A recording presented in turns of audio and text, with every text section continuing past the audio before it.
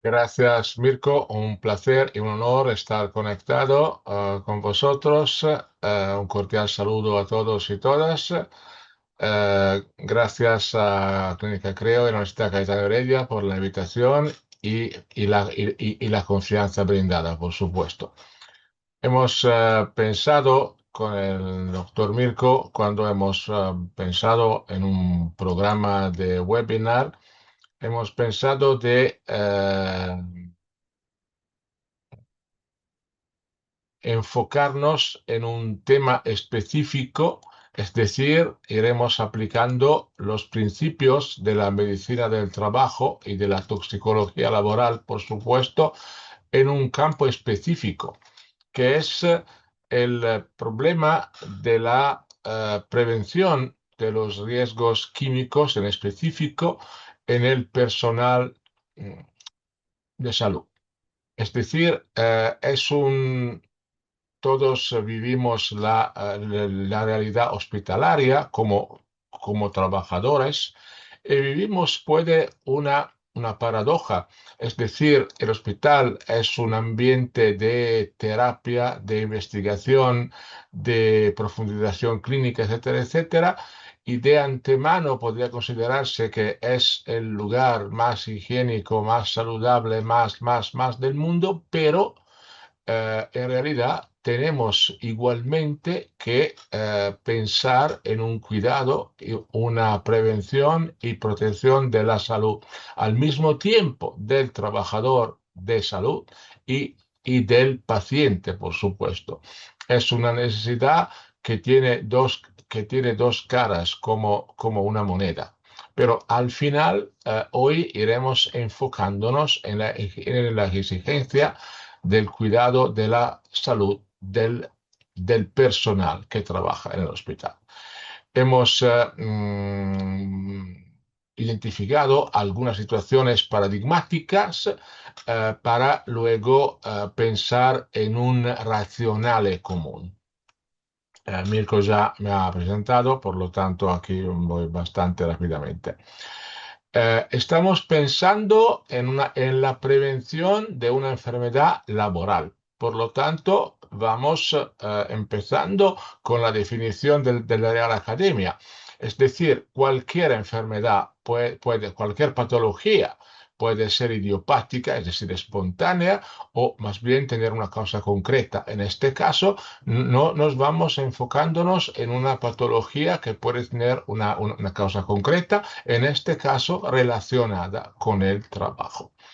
Y por lo tanto es importante, es clave pensar en la prevención analizando el trabajo, que es el verdadero enfermo.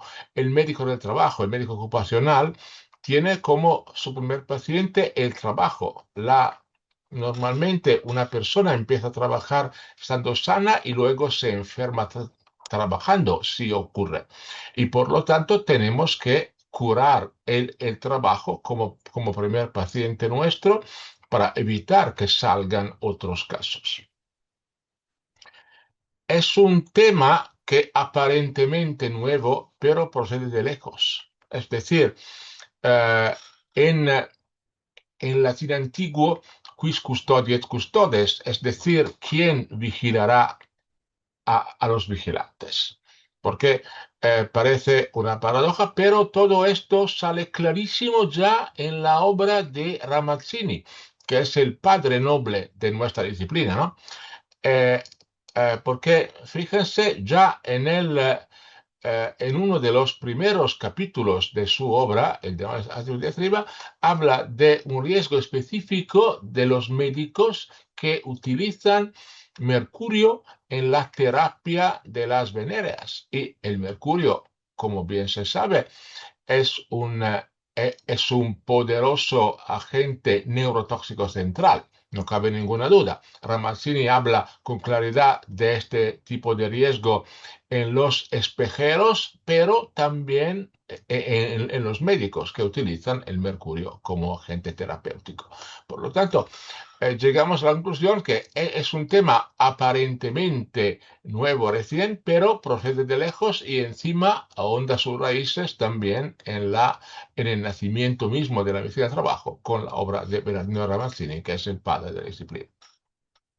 Y vamos a abordar el tema analizando la realidad hospitalaria con una hoja de ruta clásica. Aplicamos este tipo de racionales.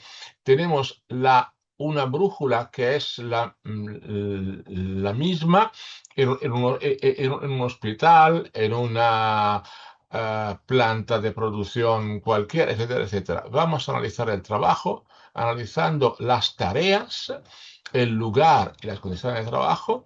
Luego, una vez que hemos identificado un agente, una situación que puede representar un peligro, iremos evaluando el riesgo, es decir, la exposición, en este caso, y luego iremos dibujando una estrategia de prevención y protección de la salud. En este caso, el conocimiento es la premisa inderogable a la prevención. En un enfoque preventivo iremos dibujando estos planes de seguridad, también preparando protocolos de vigilancia médica, etcétera, etcétera. Si llegamos a observar un diagnóstico ya firme, en este caso, con una mirada retrospectiva, iremos buscando la posible causa laboral de un cuadro clínico que haya salido en un trabajador para buscar la causa y utilizar todo esto como una enseñanza para evitar que salgan otros casos en perspectiva, por lo tanto, curando el trabajo, según el lema del maestro Luigi Devoto.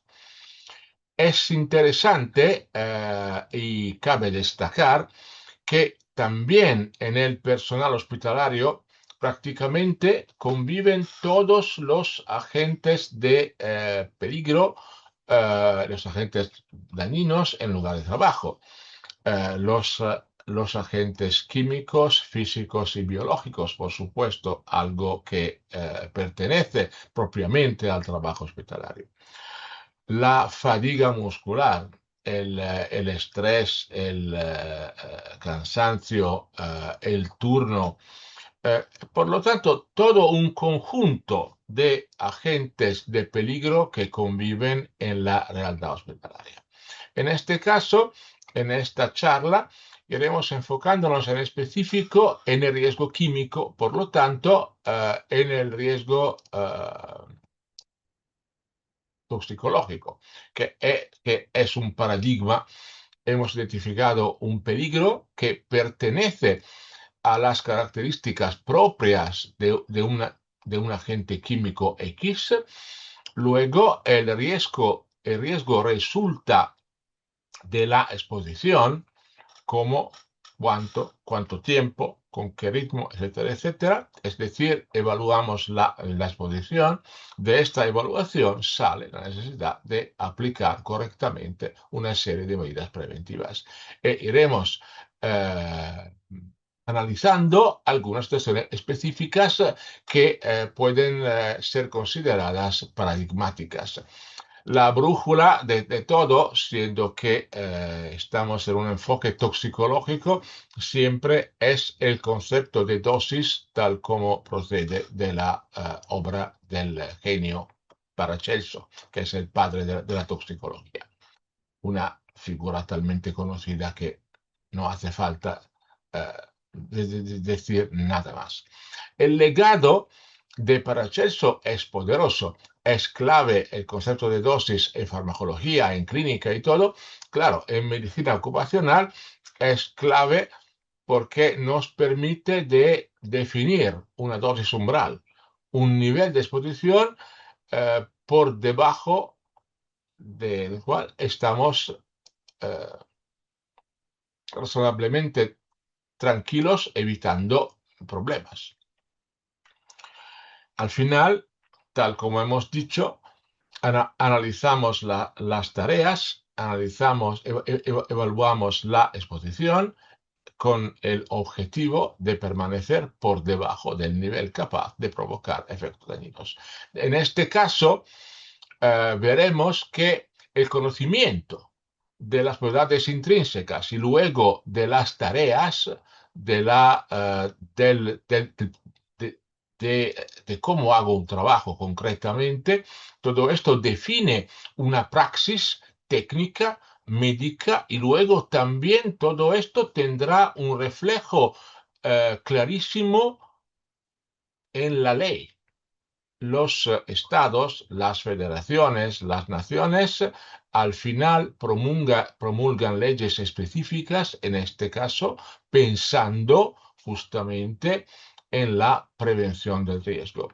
Un clarísimo ejemplo que veremos en todas las situaciones que estamos analizando es representado por los valores límites de posición, que son una norma que cada Estado promulga a estas alturas.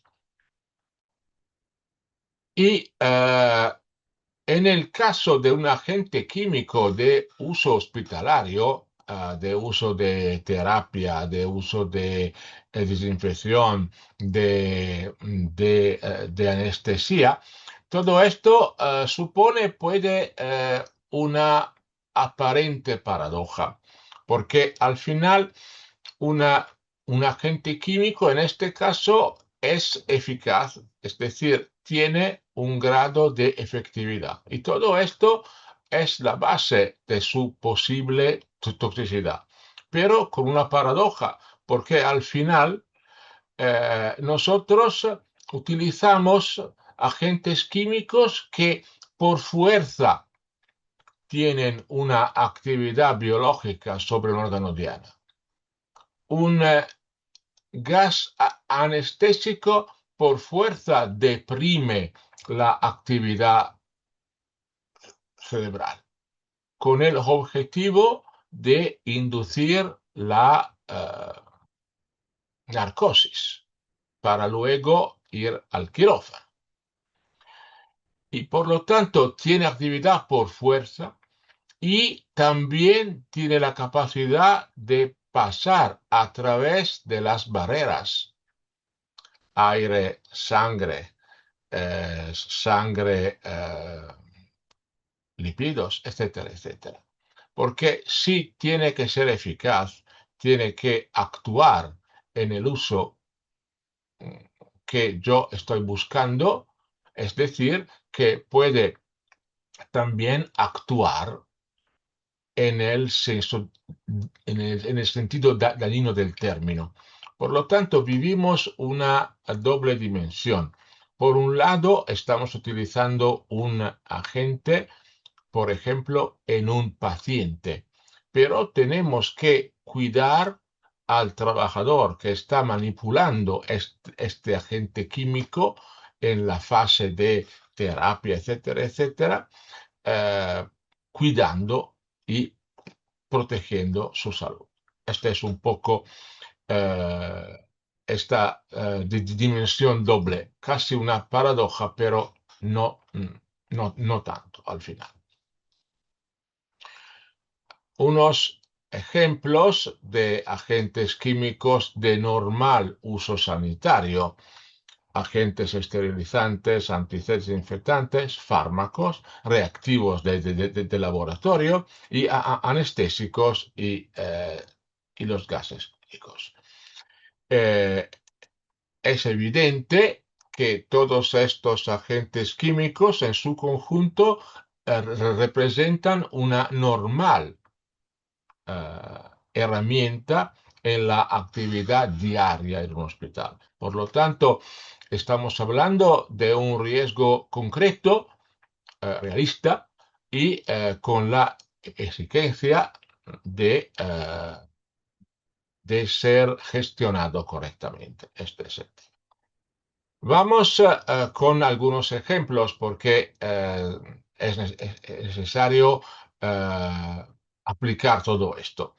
Un primer ejemplo clásico es el glutaraldehído. Es un agente químico que tiene su DNI, digamos.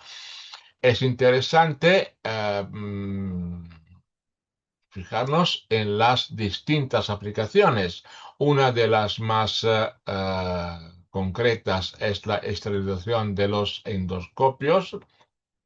También se utiliza en la limpieza de superficies en zonas de alto riesgo y luego también en anatomía patológica, radiología y dermatología.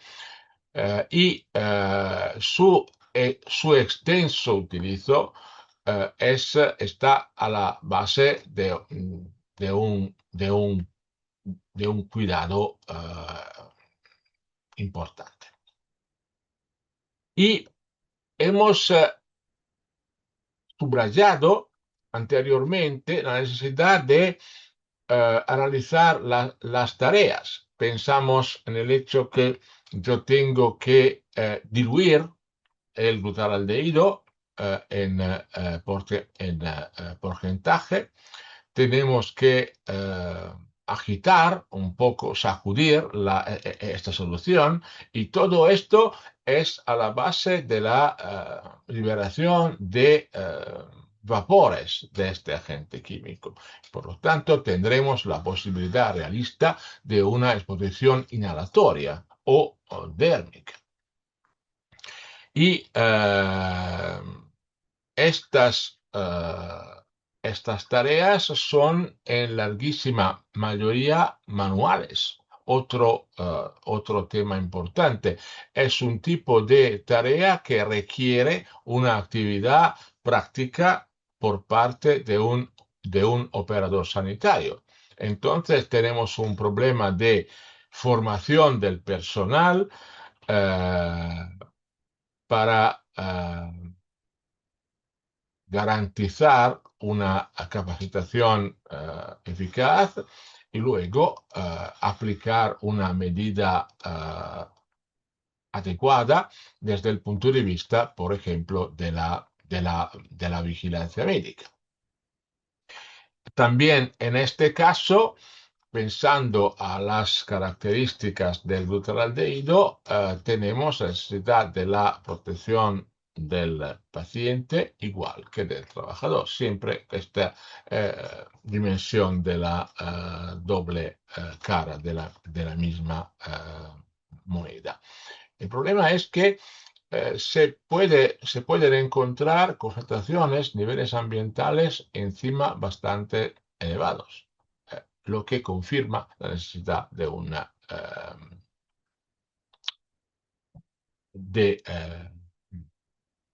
gestionar correctamente este tipo de asunto.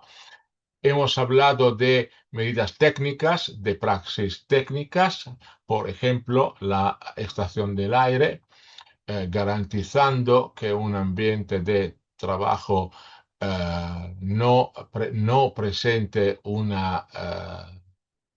unos niveles excesivos de este agente en aerodispersión, y también la capacitación, estos contenedores, estos frascos donde el glutaraldehído está almacenado, tienen que quedarse abiertos el menor tiempo posible.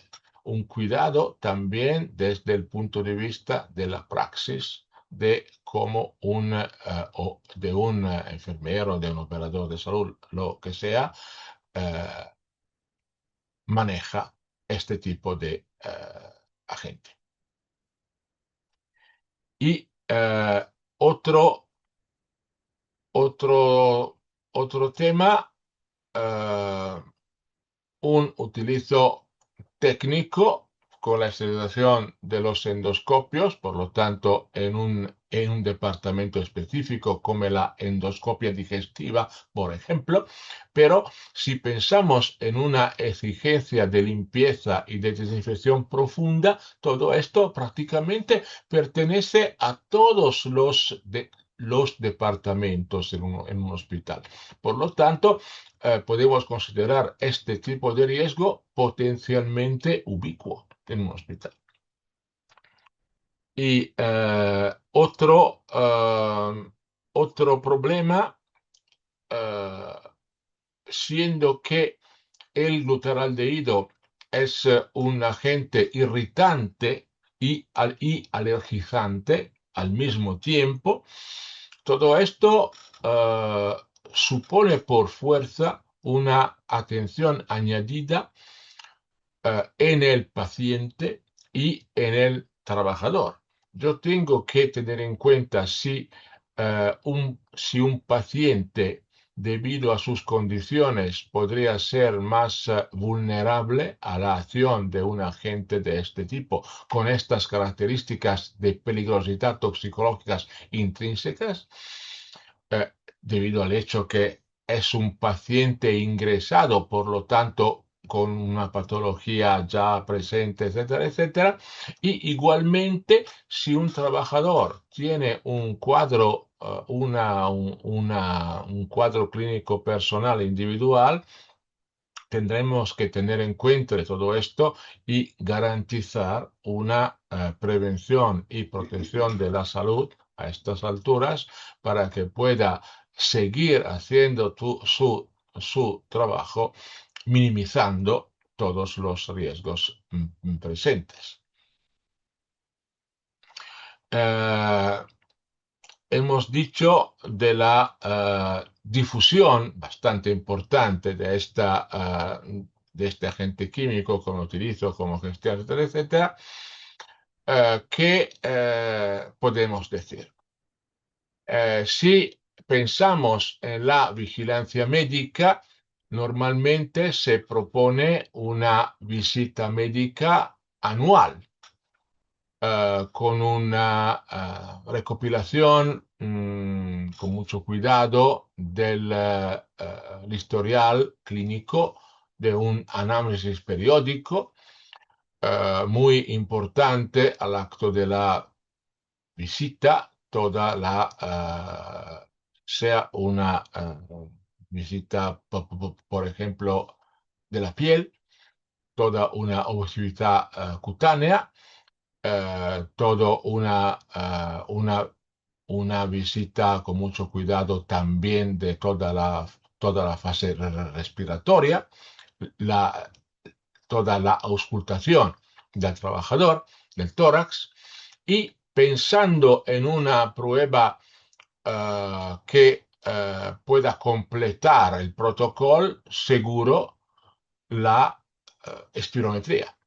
Es un agente químico típicamente irritante y, por lo tanto, siendo que es un irritante, completando el protocolo de la vigilancia médica, tendremos la visita médica, una analítica de base, la funcionalidad hepática, el riñón, etcétera, etcétera, y completando todo esto, la espirometría, porque es un examen muy clásico que puede dar cuenta de una posible alteración de la función respiratoria, tal como es bien, bien conocido.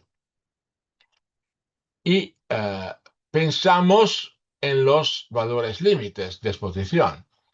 Se sabe que las agencias internacionales cada año ponen al día la libreta. Tenemos la clásica libreta norteamericana de la Agencia Gubernamental de Estados Unidos, tenemos la libreta de la Unión Europea, que cada año están actualizadas y, tal como hemos dicho, esta es una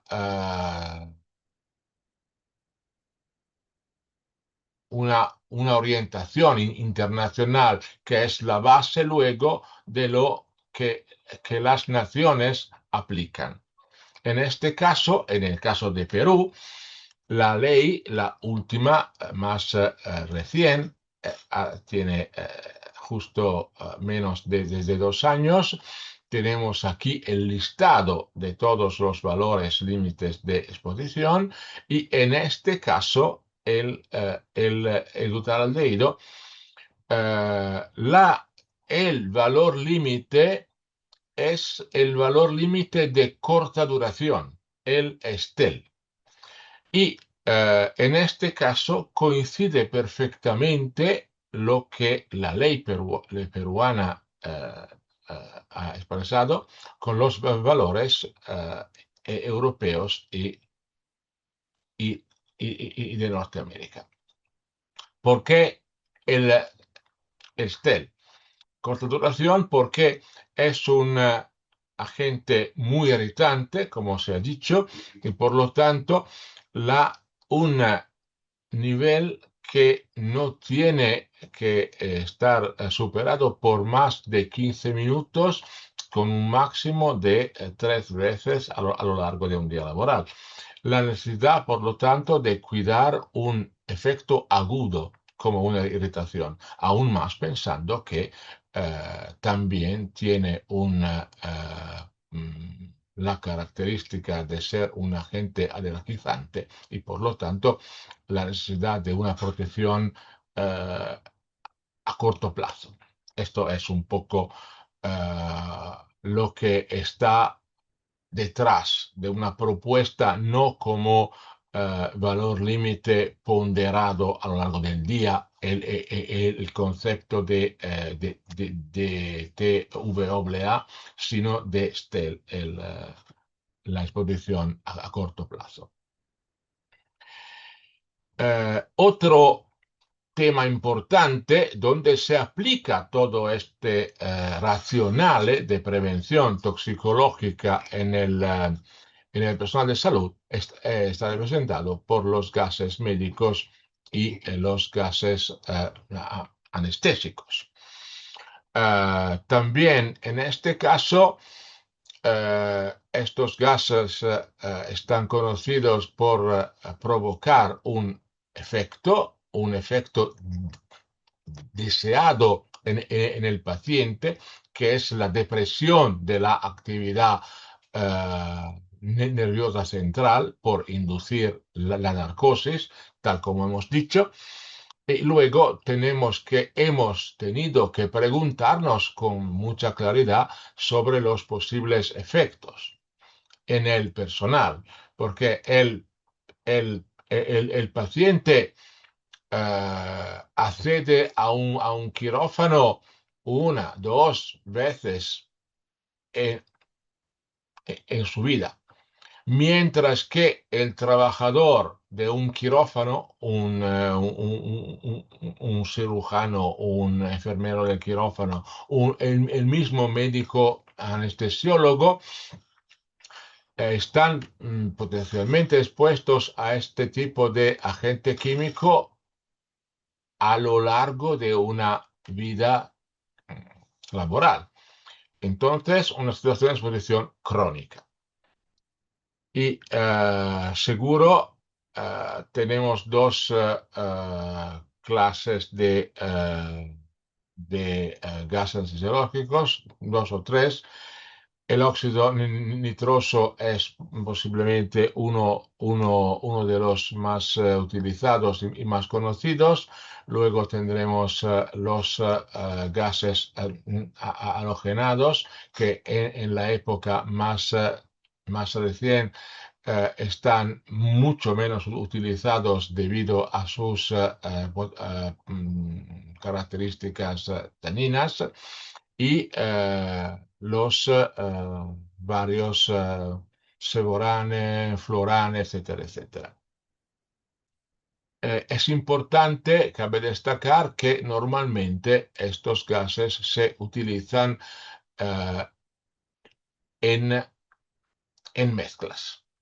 Y la mano del médico anestesiólogo, veremos, es muy importante a la hora de minimizar el riesgo. Es decir, yo tengo que medir con cuidado la dosis que puede provocar la narcosis en el paciente con el objetivo de evitar una dispersión excesiva de los gases en el quirófano, justo con el objetivo de evitar una exposición excesiva en el personal.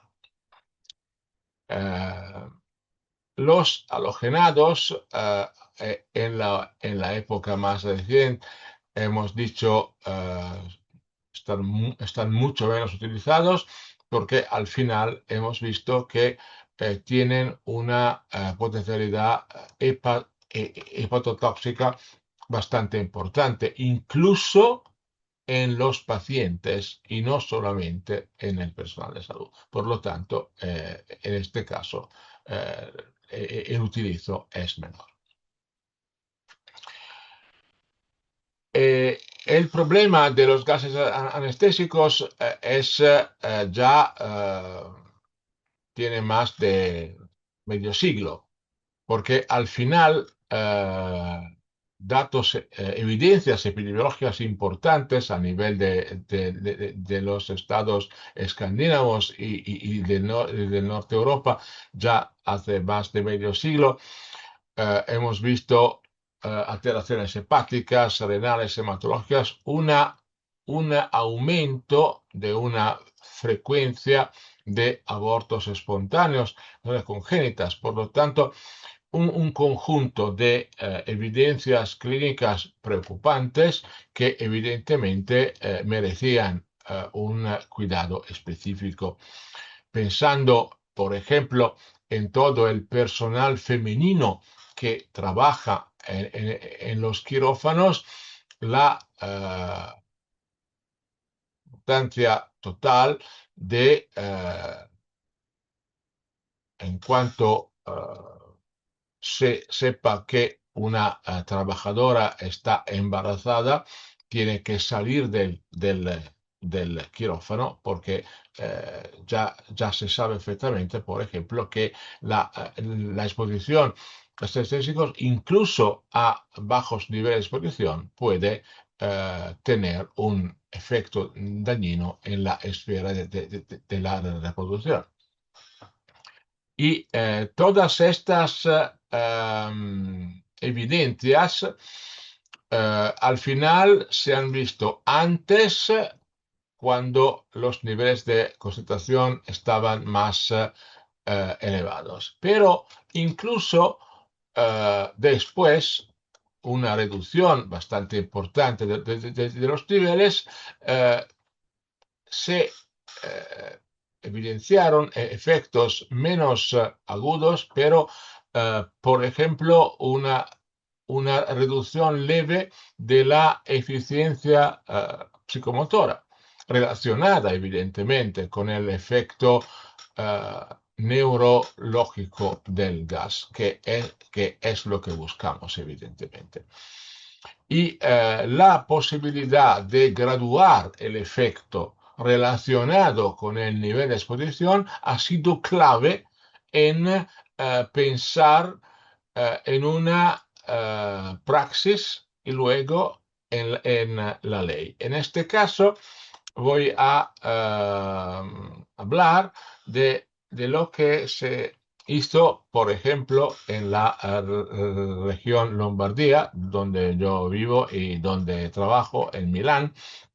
En este caso, tenemos un valor límite y un valor guía ya desde hace más de un cuarto de siglo, más o menos, esta ley de la región Lombardía.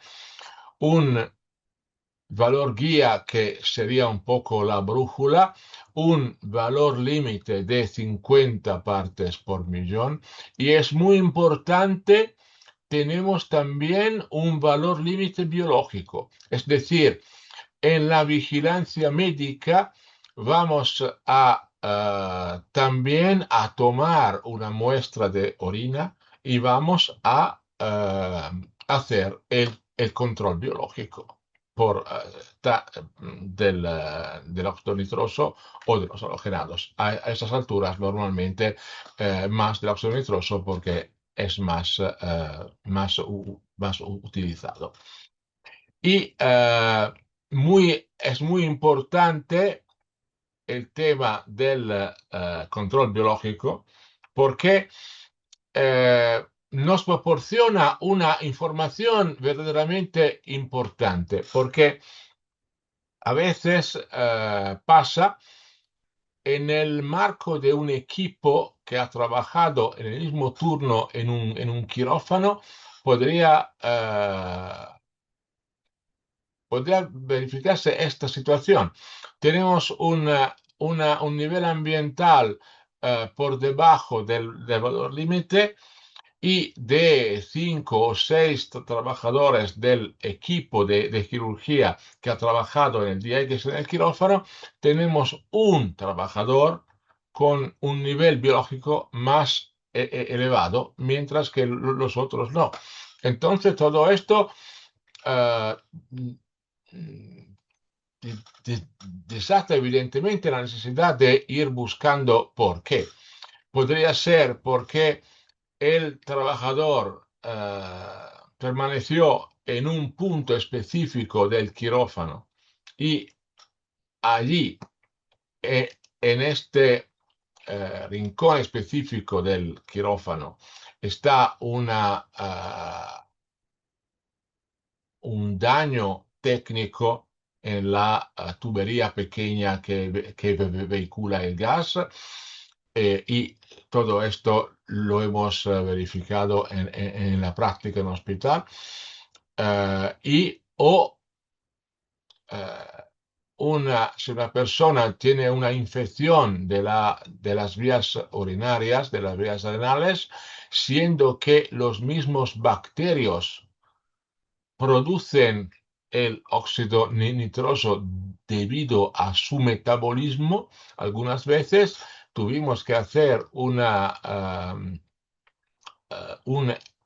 examen específico añadido, una urinocultura, y luego, después de una terapia antibiótica, repetir el examen. En este caso, el origen de un aumento del nivel urinario no era relacionado con la exposición ambiental, sino con la condición personal del trabajador. Por lo tanto, una, una vigilancia médica que refleja una posible exposición laboral con lo que se necesita luego para minimizar toda esta exposición, pero también identificar posiblemente una causa ajena al trabajo. Y puedo confirmar que este tipo de situación ha pasado normalmente en nuestra práctica de la vigilancia médica en la clínica del trabajo y otros hospitales,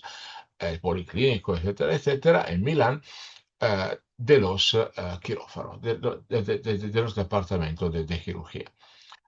Importante otro elemento. Si nos encontramos niveles de exposición más elevados de lo que se espera o de que la ley requiere aún más, entonces tenemos que hacer los controles más a menudo. Si la situación es, entre comillas, tranquila, es decir, nos quedamos en el marco de los valores límites ambientales y biológicos, en este caso con el óxido nitroso, la vigilancia médica y el control ambiental y biológico pueden ser anuales. Pero si comprobamos una situación de exposición más elevada, todo esto requiere un control antes. Por lo tanto, podría ser semestral o incluso cada 3 meses hasta que yo llegue a una condición más tranquila. En este caso, el cuidado y la protección de la salud eh, reflejan la necesidad de una prevención técnica buscando posibles fallos en toda la maquinaria de la anestesia y también impulsando una conciencia también por parte del médico anestesiólogo en minimizar la liberación del gas también eh, durante el turno de trabajo y durante toda la fase de inducción de la narcosis en el paciente en la fase de preparación al quirófano. También en este caso tenemos los valores límites, siempre tenemos la libreta norteamericana y tenemos la libreta europea, siempre con una puesta al día anual. Igualmente, también en este caso tenemos los valores límites de la República de Perú con la resolución ministerial de 2024. En este caso también los valores coinciden. Las 50 partes por millón son una evidencia común en la ley peruana y en la orientación propuesta por las agencias internacionales. Digo esto porque hay veces donde hay una discrepancia entre los valores propuestos, por un lado, por las distintas agencias. A veces no coinciden los valores norteamericanos, por ejemplo, con los valores europeos, a pesar de que el racionale para llegar a proponer un valor límite sigue siendo lo mismo. Yo he trabajado concretamente en la Comisión Europea en Luxemburgo en la propuesta de valores límites de exposición, por lo tanto puedo confirmar que el racionale, la hoja de ruta científica es un poco la misma. Luego hay una serie de elementos que pueden modular a veces un número distinto. E incluso una nación o una federación puede llegar a decir, yo propongo mientras tanto un valor técnico de exposición, un valor pragmático, pensando luego en una reducción progresiva a lo largo de 5 años, 10 años, lo que sea, según el grado de peligrosidad. Por lo tanto, cuando analizamos un valor límite de exposición, y esto vale por un agente químico de utilizo hospitalario y vale por cualquier otro agente químico también de uso industrial, por ejemplo, iremos siempre analizando si hay una discrepancia entre los valores límites propuestos a nivel internacional por parte de las agencias o de la Federación Europea y los estados concretamente, con el del Estado.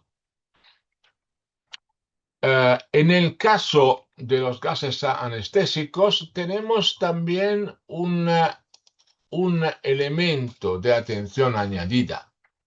Justamente en el caso de Perú, esta publicación, que ya tiene algunos años, es de hace 6 años, también refleja una exigencia nueva de la medicina ocupacional. Si la medicina ocupacional se está enfrentando también con las consecuencias del cambio climático, que puede afectar las condiciones de trabajo, especialmente al aire libre, como bien se sabe, en el campo, en el ambiente de la construcción, astilleros navales, etcétera. Pero en este caso,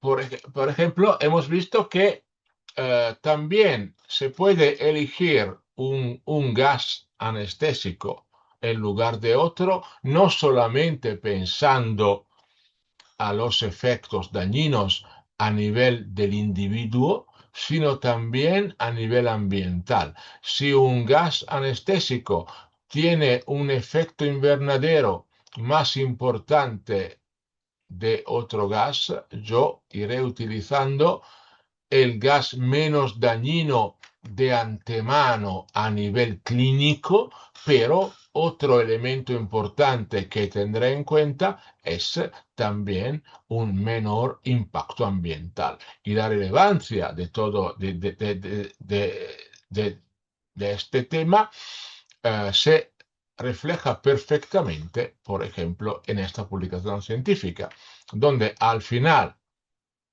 los autores han confirmado que utilizando el sevoflurano llegamos a una liberación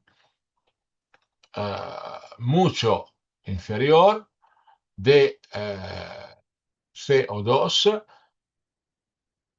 en comparación con utilizo de desflurano. Y añadimos otro elemento.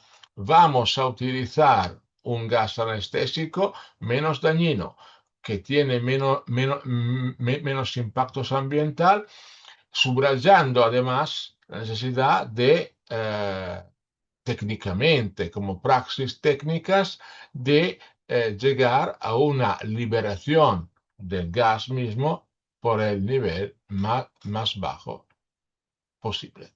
Y todo esto se refleja de manera clarísima también en las conclusiones de los investigadores. Esta publicación verdaderamente es paradigmática de todo esto, porque nos dicta verdaderamente una grandísima atención a un cuidado general a nivel clínico, a nivel de la salud y también a nivel de impacto ambiental, que al final es algo que afecta igualmente nuestra salud, como es evidente. El último campo que hemos tomado como ejemplo de la necesidad de un cuidado importante relacionado con el riesgo químico en nuestra salud es lo que está relacionado con el utilizo de los quimioterápicos de síntesis.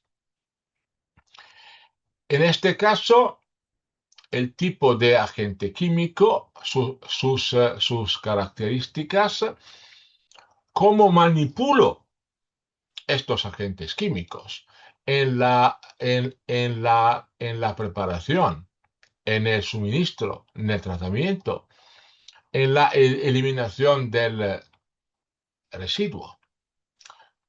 Si un paciente está tratado con un quimioterápico, lo que queda después del metabolismo de este fármaco, la toxicogenética del fármaco en este caso, acaba en las orinas por fuerza. Y por lo tanto, la gestión de la orina del paciente, el aseo del paciente tratado con este tipo de fármaco requiere un cuidado específico y una formación específica del mismo personal. Porque al final estamos hablando de agentes químicos que, tal como veremos en unos minutos, tienen unas características de peligrosidad toxicológica extremadamente relevante. Un punto importante. Estos agentes químicos son fármacos y por lo tanto no están etiquetados como ni clasificados con las categorías de peligrosidad internacional, con el REACH o el GLP. Nada de calavera, nada de... En este caso, debido, por un lado, a las características del fármaco y su peligrosidad, y la imposibilidad de un etiquetado de peligrosidad, en este caso vamos a aplicar el principio ALARA. Es decir, yo tengo que aplicar todas las medidas técnicas y médicas que sean disponibles en este momento para minimizar de antemano el nivel de exposición. Porque en este caso tenemos un tema de norma, de ley, que no tiene prevista la aplicación del etiquetado, pero siendo que somos sabedores de la peligrosidad de estos agentes químicos, tenemos que quedarnos con el principio ALARA. Es ley del HEOR. Otra cosa importante, normalmente este tipo de fármaco está típicamente relacionado con la terapia anticáncer, pero sería un error preocupante pensar en limitar este tipo de cuidado, este tipo de atención, solo en los departamentos de oncología. De hecho, este tipo de fármaco puede estar utilizado también en la terapia de otros tipos de cuadros. La artritis reumatoide es un clásico, la psoriasis, un tratamiento de profilaxis en los trasplantes de órgano, siendo que tenemos que llegar a una depresión inmunológica, un cuadro de anemia. Por lo tanto, es clave pensar que vamos a analizar la posible presencia, el posible utilizo de este tipo de agente químico, no solamente en oncología, sino también en otros, posiblemente en otros departamentos hospitalarios. En este caso, lo que hemos dicho ya en principio, utilizamos este tipo de fármacos debido a su capacidad de interferencia con la actividad celular. Por ejemplo, en un caso de un cáncer, vamos a inhibir la replicación del tejido maligno, pero siendo que actúa e interfiere con el ADN, por ejemplo, tenemos que evitar que interfiera con el ADN de un operador sanitario sano. Claro, todo esto queda clarísimo, ¿no?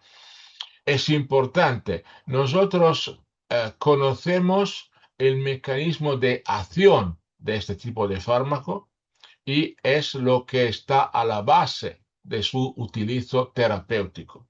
Este conocimiento nos permite dibujar una correcta estrategia preventiva.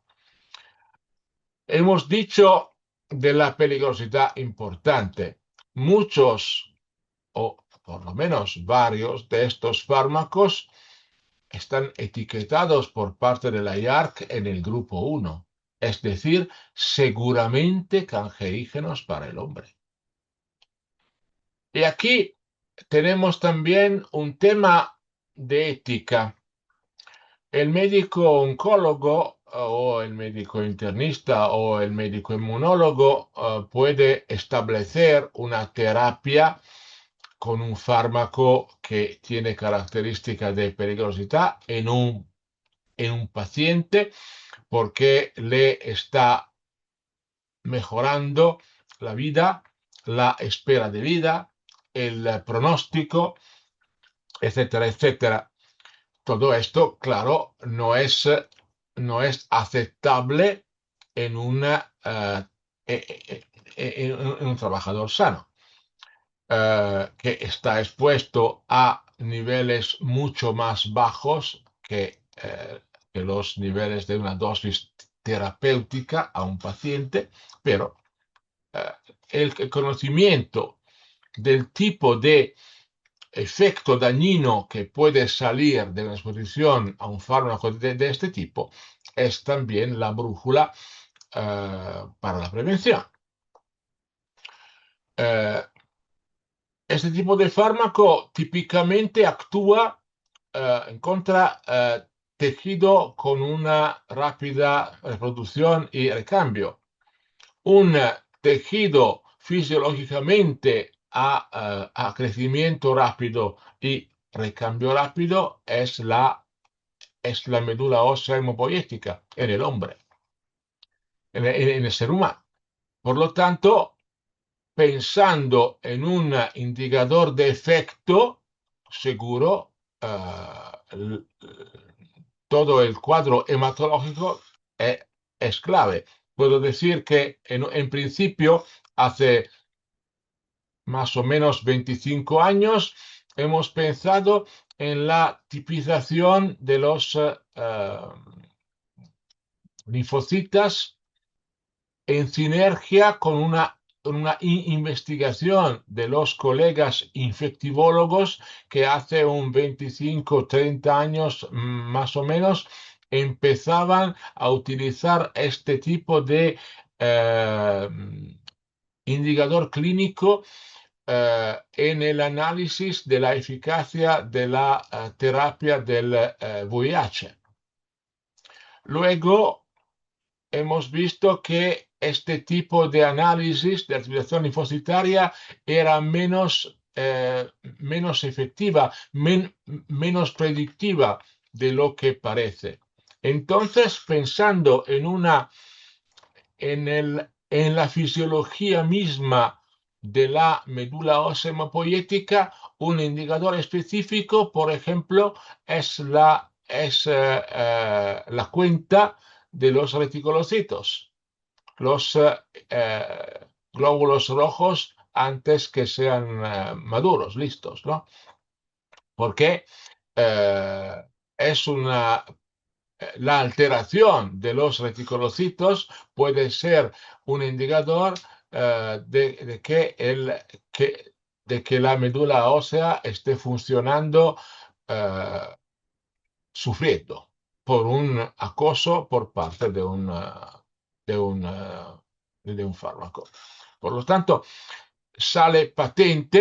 queda patente que el conocimiento del mecanismo de acción del fármaco, en este caso, no nos guía también en la aplicación de una estrategia preventiva. Hemos hablado de análisis de las tareas.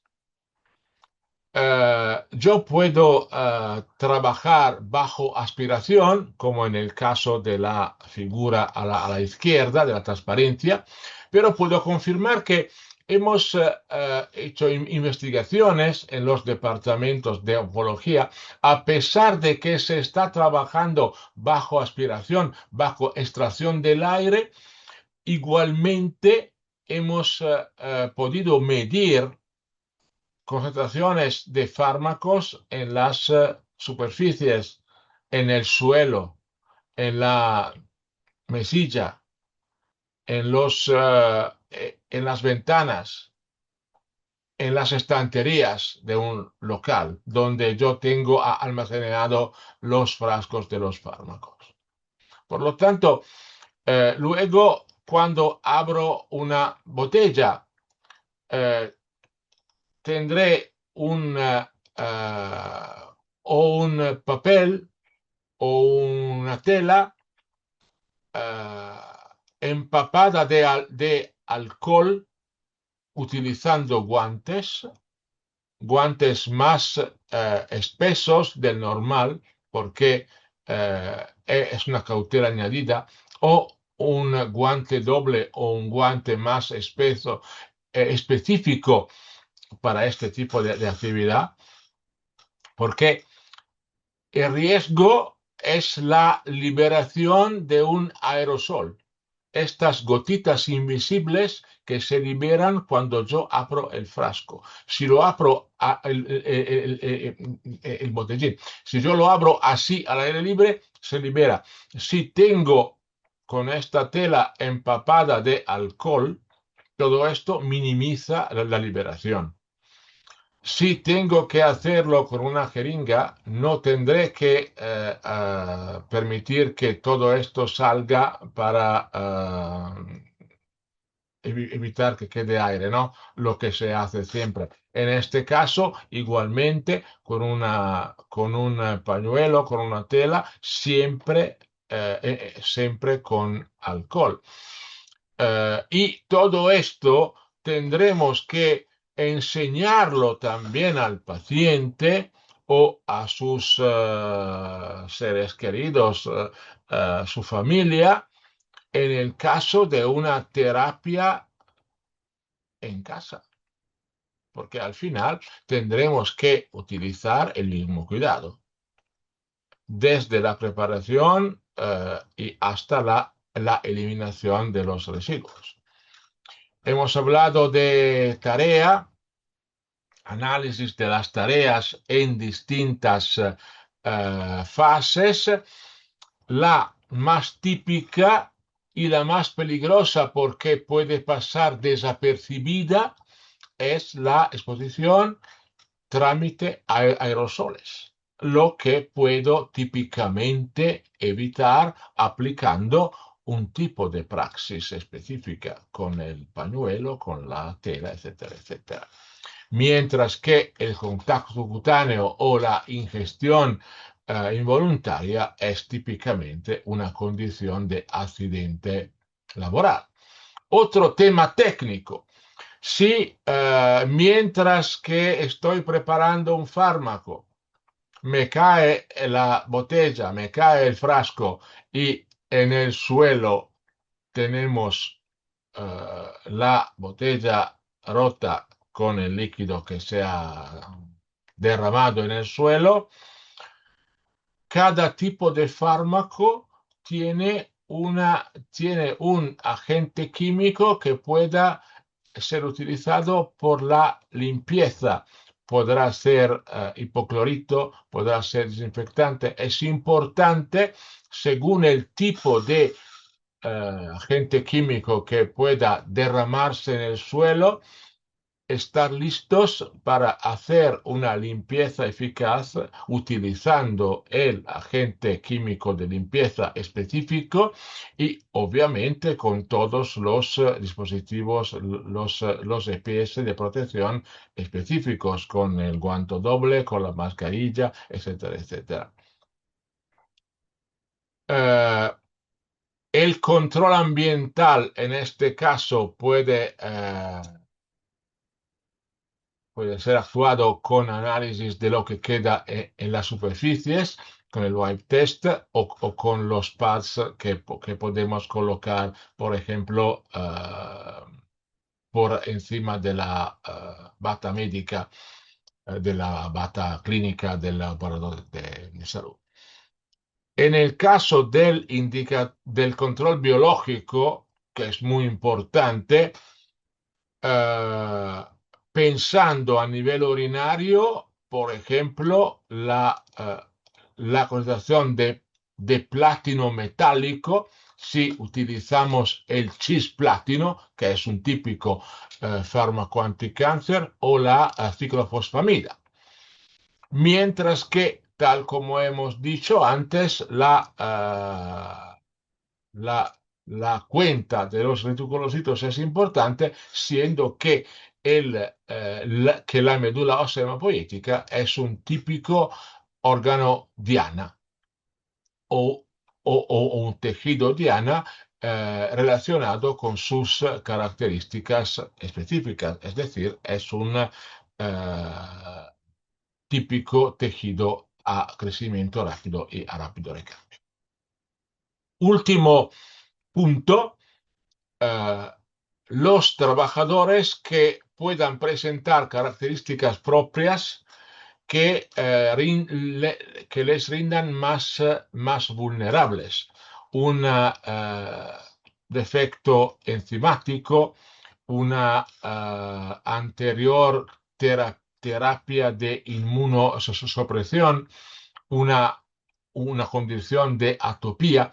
Todo esto tiene que estar cuidadosamente realizado por parte del médico ocupacional, porque una condición de vulnerabilidad específica podría estar a la base de una evaluación de aptitud con limitación a tareas que supongan una exposición a este tipo de agente químico. Porque si tenemos una persona con una vulnerabilidad específica, todo esto por fuerza eh, tiene como consecuencia que las precauciones estándar que son suficientes a una persona que no tenga este tipo de problema, en este caso específico, estas precauciones no sean suficientes. Por lo tanto, en este caso, el médico ocupacional, después de la vigilancia médica, eh, podrá llegar a una evaluación de aptitud con limitaciones y, por ejemplo, decir, en lugar que ver otra vez esta persona el próximo año, voy a visitar esta persona a 6 meses antes de lo que normalmente está previsto, porque quiero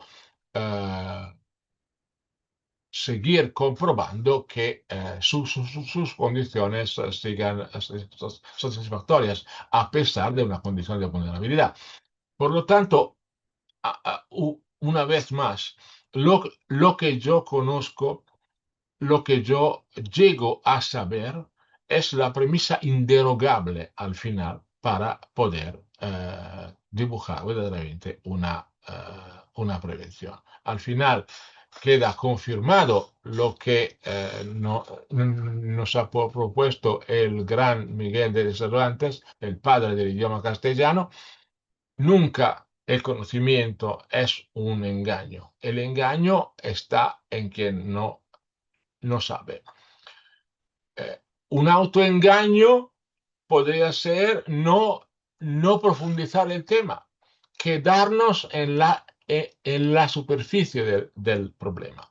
Tenemos que seguir siendo sospechosos, como ha sido sospechoso Ramazzini. Siempre ir investigando, buscando, porque al final lo que más preocupa, lo que más inquieta, es que es lo que puede pasar desapercibido o infravalorado. El ejemplo, ¿no? No es solamente un departamento de oncología, este tipo de fármaco con propiedades problemáticas o incluso muy peligrosas también pueden estar presentes en otros departamentos hospitalarios. Gracias por la atención, hemos terminado y por lo tanto voy a quitar la condivisión de la pantalla.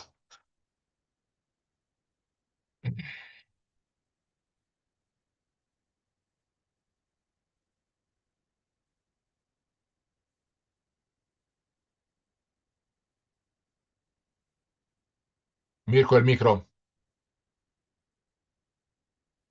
Vale. Gracias. Daba felicitaciones a esta excelente ponencia que nos ayuda a mejorar la vigilancia a nivel hospitalario, trayendo a colación las palabras Justamente, Estefano, cuidando al cuidador, vigilando al vigilante. Entonces, sin más, son ya más de las 2 de la mañana en Milán. Sí, Tenemos algunas, las 2:15. 2:15. Concretamente. Tenemos algunas preguntas en el chat. Sin embargo, creería que estas preguntas las vamos a compilar, las vamos a hacer llegar al doctor Estefano. Muy bien. Si hay alguien que adicionalmente no ha escrito por chat, pero quisiera hacer alguna pregunta en vivo, bienvenido. Que quede claro, vamos a quedar en contacto si salen dudas, comentarios. Trámite Mirko, hablamos a menudo, estamos en contacto, por lo tanto, ningún problema. Si sale una duda también el próximo mes. Tengo que hacer una vigilancia médica específica, tengo una duda, tengo cómo gestionar un tema, vamos a compartir, vamos a comentarlo. Es un crecimiento mutuo extremadamente valioso y es una ocasión de poder avanzar y compartir conocimiento entre todos. Por lo tanto, ningún problema, en serio. Muchísimas gracias por esa disposición que tienes para con nosotros. Creo que alguien está levantando la mano. Sí, adelante, Violeta.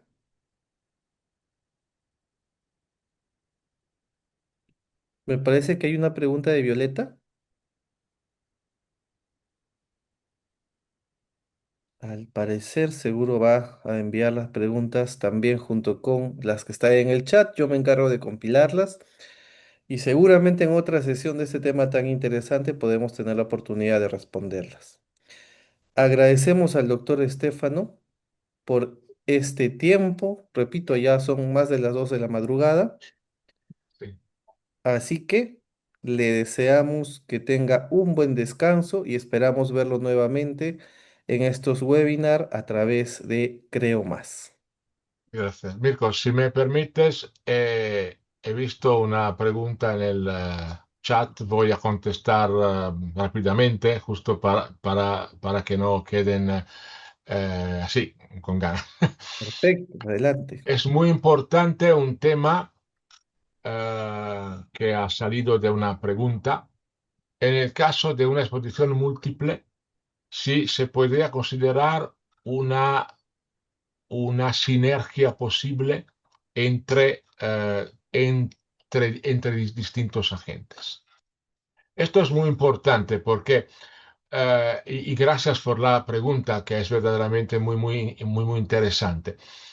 Eh, Vamos a evaluar el riesgo. A menudo no es fácil y a veces no es posible evaluar todo, porque por ejemplo, en un laboratorio de análisis tenemos muchos agentes que pueden estar utilizados como reactivos, por ejemplo, o los fármacos pueden ser muchos. Um, Vamos a identificar un agente químico que pueda ser utilizado como indicador del riesgo. eh, por dos motivos, por dos razones. O utilizo una gran cantidad y por lo tanto es un riesgo importante en relación a cuánto utilizo. O, de otra manera, debido a sus propiedades de peligrosidad intrínseca, puede ser muy peligroso.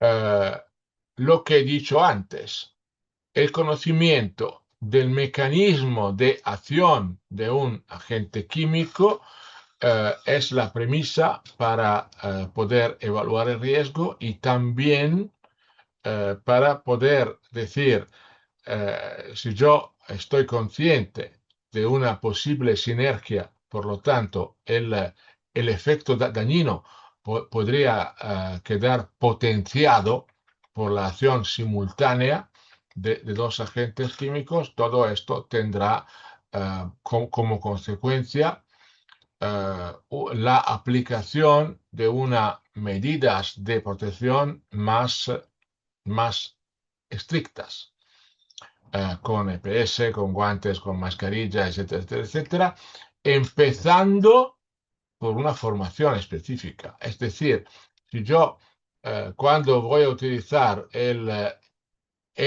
glutaraldehído en la situación de los endoscopios, es verdad que tengo que sacudir un poco esta solución y tengo que hacer una inmersión físicamente del endoscopio en la solución con el glutaraldehído. Pero tendré que no hacer un sacudido excesivo, porque esto libera una cantidad excesiva y inútil de vapor de glutaraldehído que queda en suspensión en el aire. Por lo tanto, la pregunta es muy importante. Vamos a analizar una lista de agentes químicos que voy a utilizar y luego en el marco de esta lista iré identificando cuáles pueden ser los agentes químicos que yo puedo tomar como indicadores del mismo riesgo. Voy a analizar los agentes químicos singularmente. Luego, como mezcla, también tenemos una serie de hojas de cálculo, etcétera, etcétera, para poder evaluar el riesgo relacionado con una mezcla y con los símbolos agentes, pero el tema de la posible sinergia seguro tiene que ser analizado con mucho cuidado. Espero haber contestado eh, de manera eficaz a la pregunta.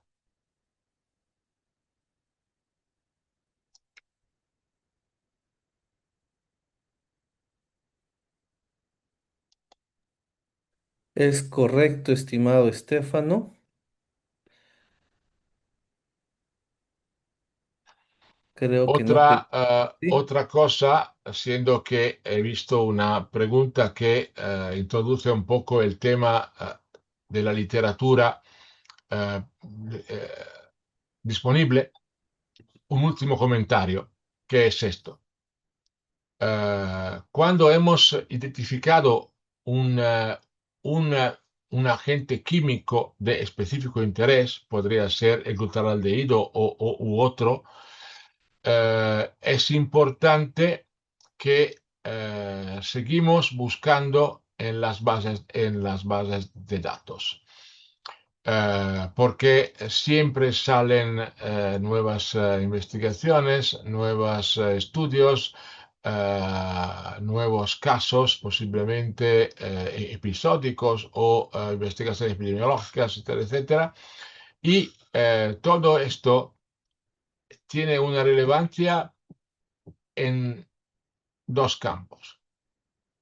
Por un lado, si sale una evidencia nueva que introduce un riesgo más elevado de lo que se sabía antes, todo esto tiene que tener un reflejo importante también en la puesta al día de nuestros protocolos sanitarios, evidentemente. Por el otro,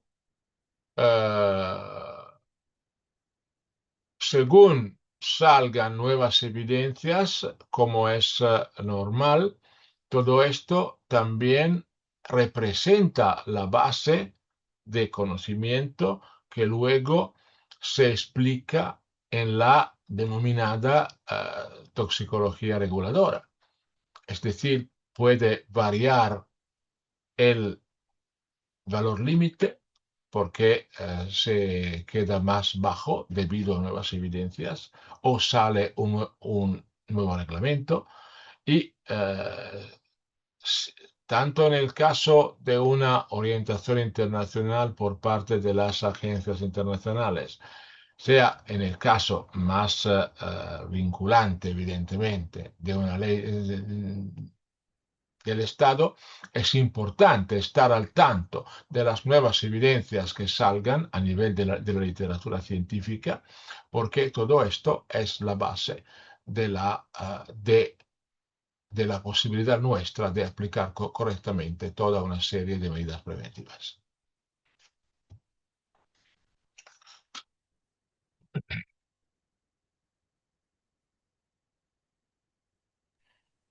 Excelente explicación, estimado Estefano.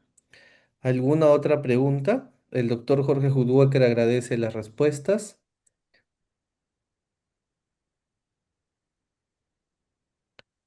Bueno, Creo tal como que he dicho, voy a enviar la serie de las transparencias. Si luego quieres compartirlas con los colegas que han asistido al webinar, que queden como archivo, como memoria de la charla. genial. Y si, como hemos dicho antes, si salen otras preguntas, reflexiones, un día de mañana, quedamos en contacto y podemos resolverlo. Perfecto. Agradecemos nuevamente esta segunda sesión que hemos tenido con el doctor Estefano desde Milán. Él está colaborando activamente con nosotros, este campo de la prevención de la medicina ocupacional y seguramente, gracias a Creo Más y a la Universidad Cayetano, lo tendremos nuevamente con nosotros. Muy Muy bien. buenas noches, estimado Un cordial Estefano y saludo a estimados todos y compañeros. hasta, hasta la próxima vez entonces. Chao, Mirko.